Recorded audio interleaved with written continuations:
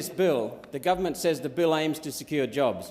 My amendment on sheet 1768 goes to the heart of ensuring job security and protecting workers' rights. To ensure job security, my amendment on sheet 1768 ensures that unjustified vaccine discrimination is stamped out in employment. The original bill inserts breastfeeding, intersex status and gender identity as attributes that the Fair Work Act protects from discrimination. This amendment copies that approach and simply adds COVID-19 vaccination as an attribute protected from discrimination. The protection is still subject to the limits imposed on the other discrimination grounds in the Fair Work Act.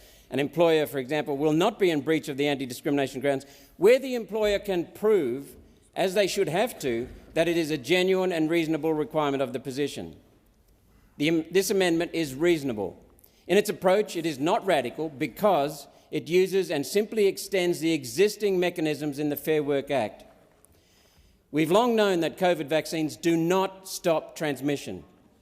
Before this became apparent, getting vaccinated, quote, to protect others, was the justification many businesses used to roll out vaccine mandates that squashed people's jobs and livelihoods and careers. As a condition of keeping their job, many employees were coerced and still are being coerced into receiving COVID vaccinations and boosters they do not want. These vaccine mandates cannot be justified given the fact that vaccines do not guarantee protection from transmission. Recently, the New South Wales Personal Injury Commission agrees with this view, with workers' compensation being awarded for psychological distress stemming from the mandates in the determination of Dorking and the Secretary of the Department of Education handed down on the 3rd of November. Sometimes the wheels of justice turn slowly, yet we are happy that judicial bodies are taking up this self-evident position that broad vaccination mandates cannot be justified. Despite this, mandates are still in effect across the private sector. It's clear that further legislative action needs to be taken. Businesses are simply ignoring the evidence against unjustified vaccine mandates. A clear message needs to be sent that unreasonable directions that infringe on workers' rights have no place in Australian workplaces. Often, mandates do not even account for Australians that have accepted medical contraindictions to vaccination. The Australian newspaper reports that Qantas sacked a pilot for failing to comply with a vaccination mandate while he was off work in a serious condition being treated for bowel cancer.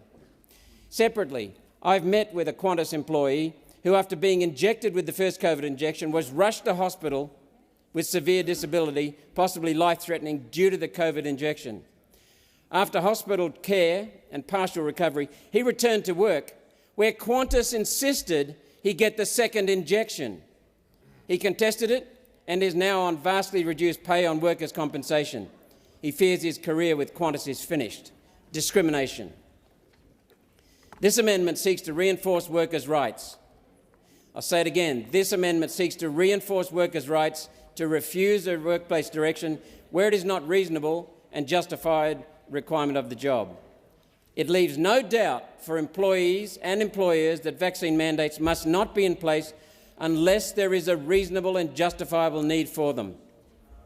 Minister, given that businesses continue to ignore workers' rights in this area, will the government support this amendment to reinforce the decisions of the Fair Work Commission and codify protections for workers against unreasonable workplace directions? Minister.